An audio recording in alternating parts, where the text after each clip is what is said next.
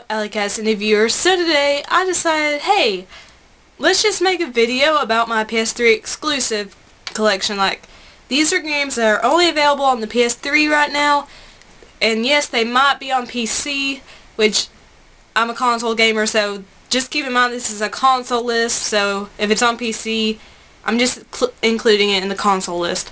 And yes, some of these are ports of PlayStation 2 games, or even GameCube or Wii games, but right now they're only available on PS3. So let's just get started, and if this is popular enough, I'll do my Xbox 360 and 3DS collection exclusive, so yay. And I'm just going to start off by saying I do not own God of War or Little Big Planet. I'm not a fan of either. I'm sorry. You're probably going to hate me. I'm sorry. I'm just not a fan. Okay, let's get started.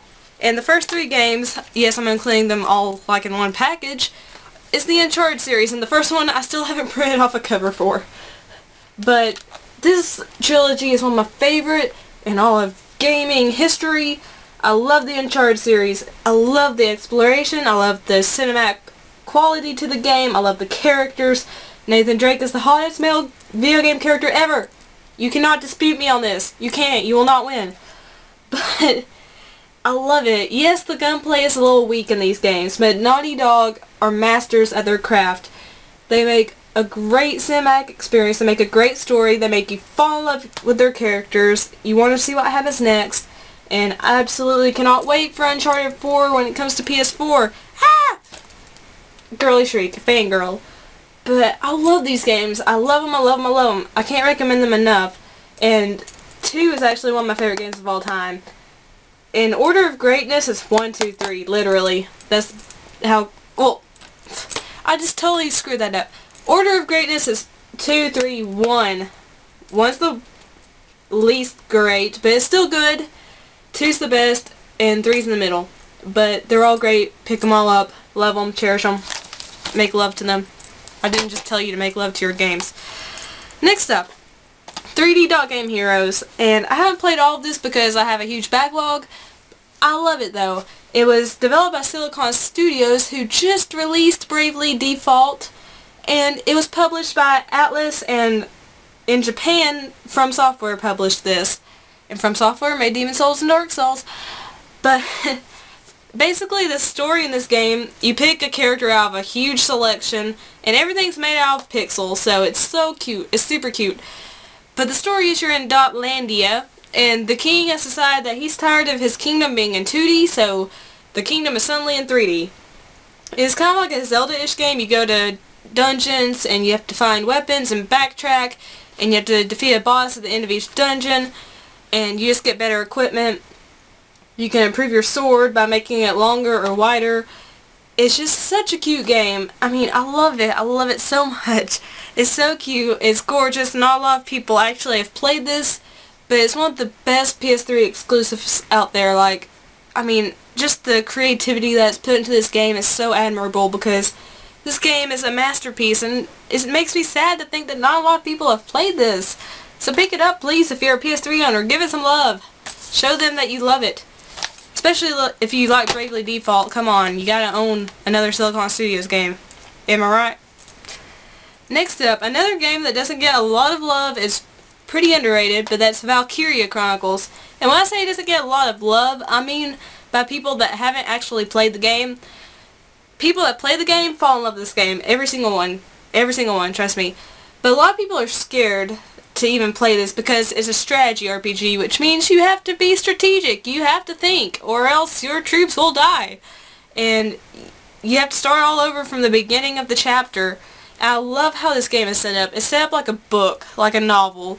And you can select different entries. Some are just cutscenes, but others throw you into battle. And at first, this game is difficult. Difficult! It's got a pretty steep learning curve. But once you figure it out, you know which troops to pull into what situation, you know what strategies to use, you figure out, you know, what weapons to use. It's simple once you learn how to do it, but until you learn how to do it, you're pretty much pulling your hair out trying to think, how can I get past this one battle? And it's set in a world war.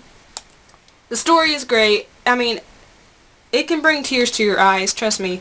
And it's beautiful. It looks like a watercolor painting on your screen. And the voice acting's pretty top-notch. Some of the characters are kind of but most of them are really, really, really excellent. And I can't highly recommend this enough. And I'm super sad that this Valkyria Chronicles 2 only came out on PSP, and the third one didn't even make it to the United States. But if you haven't picked this up, pick it up, show it some love, fall in love with it. Trust me, you'll love it. You'll love it. If you're a PS3 owner, pick it up. Pick it up. Okay, so this next one might draw your attention because you're going to say it came out on Xbox 360 first. It did, but this is included in the PS3 Exclusives list because it is Deadly Premonition, the Director's Cut. The Director's Cut. Only available on PS3 and PC. But if you're only a console gamer, PS3 gets the Director's Cut, which has improved controls, which are still a little clunky, but they're not as terrible as the 360 version. I've heard. I've only played this one. And there's nothing really new added to this besides improved combat, and the camera is a little better. But this is either a love it or hate it game. You're either going to love this game to death like I do, or you're going to hate it. Because the story is very campy. It's very Twin Peaks-ish. I just made a new word. And it is it's creepy. It's a survival horror game. You have to run from the Raincoat Killer. And the story is your agent, Francis York Morgan. You have to go to Greenvale to solve the Red Seed murders. And the Raincoat Killer is preying on beautiful young women. And he also preys on you while you're investigating crime scenes and picking up evidence. And I figured out who the Raincoat Killer was and who his accomplice was halfway through the game, but most people won't. I'm just one of those weird people that can figure that stuff out early. But it's such a good story, and yes, the graphics look like they came from a PS2 game. The controls are kind of iffy, but once you get the hang of them, you got the hang of them. You know how to play the game. And this game is so unique because you actually have to change your character's clothing, you have to shave him, or he'll get a deduction from his pay. You have to buy him food and coffee, which a pack of crackers costs like $35 in this game. Ridiculous. So yeah, you better shave and change your clothes so you can afford food to eat so you won't pass out. But this game is so quirky and unusual. I love it. If you like survival horror games, if you like quirky games that just, you know, if you like Swery65, pick it up. He's the one that made the game. I highly recommend it. Get the Director's Cut if you can because it's the definitive edition. Next up, my newest acquisition and what I'm loving so far is Tales of Symphonia Chronicles, which has Tales of Symphonia and Tales of Symphonia Dawn of the New World. I didn't play these two when they were first released on the GameCube and Wii respectively, but I'm loving Tales of Symphonia right now. I'm about 10 hours in. I love the cel-shaded graphics. I like the story. It's different than the newer Tales games. This one kind of delves into spirituality. It has some pretty brutal images that are shown in this game that aren't shown in the newer ones. And it's just, oh my gosh, it's so good. I can't believe I'm just playing it now. And if you have a PS3 and you haven't played the Tales games, this is a great game. But I don't know if I would recommend this as a first Tales of game because this one has...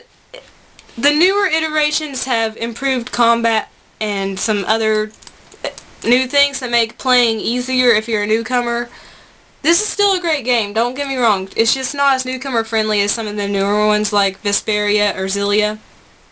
But definitely, if you like the Tales games, get this. It's a beautiful port. Wonderful games. You'll love it. Next up, another Tales game, but I haven't played it because I have a huge backlog.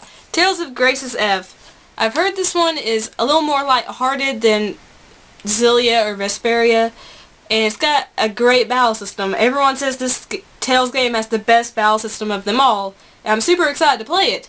I just haven't had the chance to, but it looks gorgeous just from the cover art, and it looks awesome from what I've seen of it. It's just, I'm too busy to play it. But I will play it eventually, trust me. I know a lot of people love this game. I'm gonna love it because I love the Tales series. So yeah, I'll play it someday. I promise. I promise. Next up is Infamous 2. And this was sent to me by a viewer, Chris. He's so sweet. Thank you.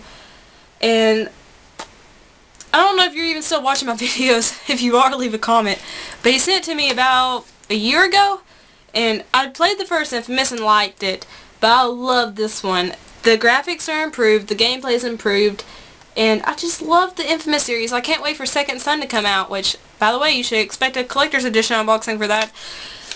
But yeah, this is so good. It's so good. I mean, you can be good or evil, which I have to be good. I cannot be evil. I swear, I try to be evil, and my conscience just won't let me. I have to be good, no matter how many times I play the game. It's got, well, Cole McGrath's kind of a bland character, but the supporting characters are great, and the story is pretty good. It ends on a shocker if you get the ending I got. I don't know about the ending you get if you're evil, but yeah, definitely play this, because if you like superhero games and you have a PS3, play the Infamous series. It does help if you play the first one first, because this continues straight off the end of the first one. Next up is one of the most critically acclaimed downloadable games that I think it basically in history. That's the Journey Collector's Edition, which comes with Journey, Flow, and Flower, and 3 games that were never released until the Collector's Edition came out. I've only played Journey. I want to play Flow and Flower, but I keep forgetting. But Journey was fantastic. It was phenomenal. And I had help the whole time, which is probably kind of like taking some of the fun out of it. But I loved the graphics. I loved the soundtrack. Austin Wintory did a great job with the soundtrack. And you just have this feeling of isolation. You're just stranded in a desert when you start off. You basically have no clue what to do. You just wander around until you figure out, hey, I've got to head toward the mountain. And then a random player can drop into your game, and you don't know who they are until the end credits, when it says, I forget what the credits say because it's been a while since I've played Journey, but it tells you who the person is in the credits, but not when you're playing. And the person I played with was very helpful. They led me to every place you could go to get trophies. They helped me get past the stealthy sections, which you have ESP Pianica 88, because I suck at stealth sections, and you helped me through those. So, thank you. Thank you so much. You made the game so much easier for me. But yeah, she or he would not leave me. Like, if we lost sight of each other, we would chirp at each other until we found each other. It was just so sweet.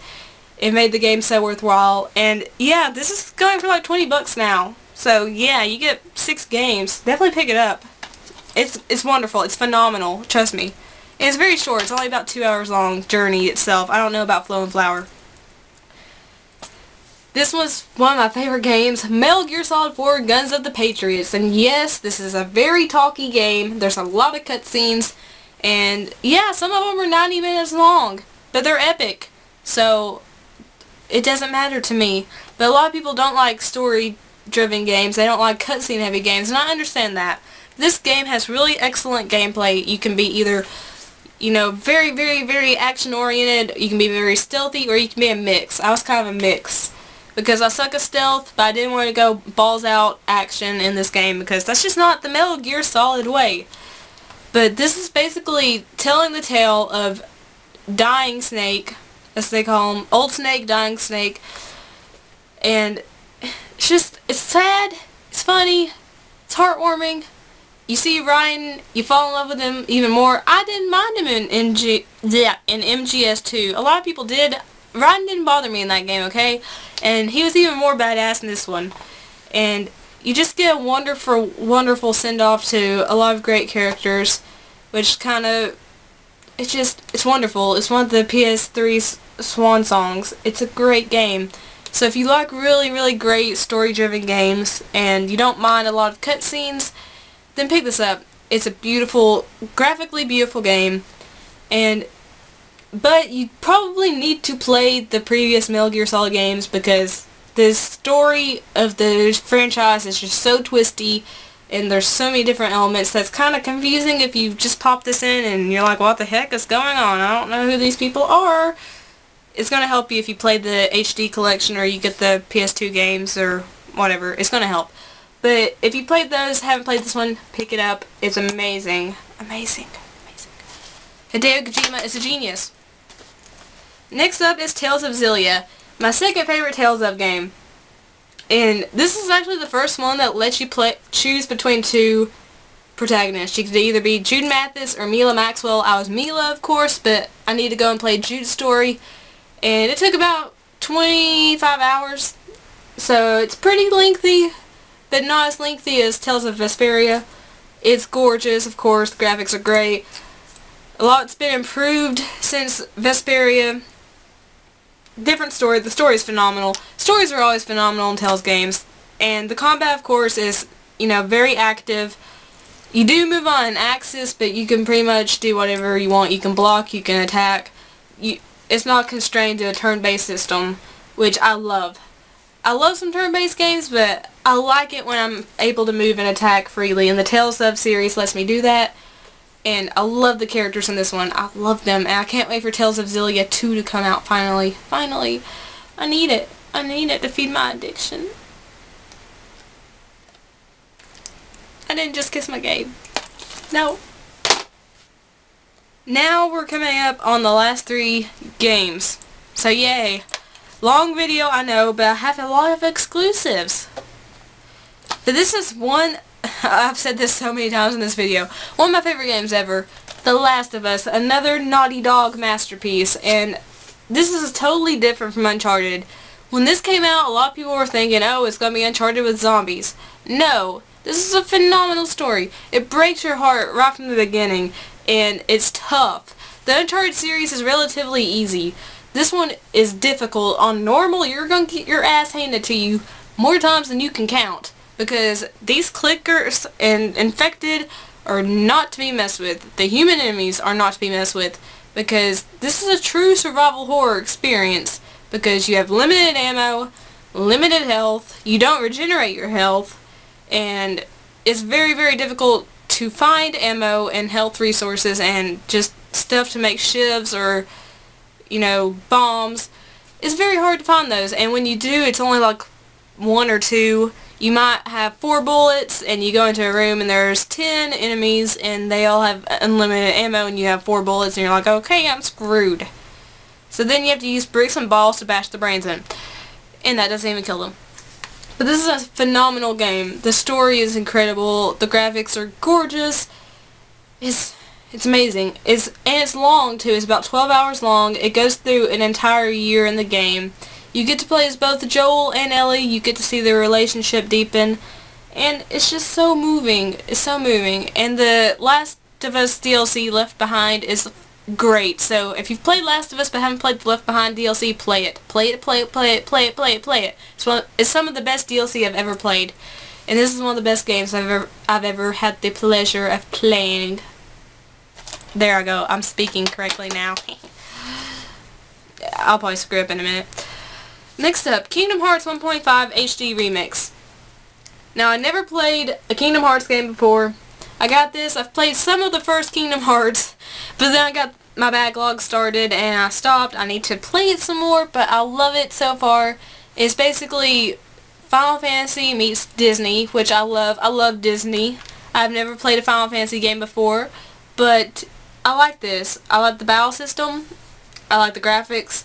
I like how they incorporated Disney into the game. And it's very accessible, so it's very newcomer friendly, which I love. And this actually comes with 3 games in it.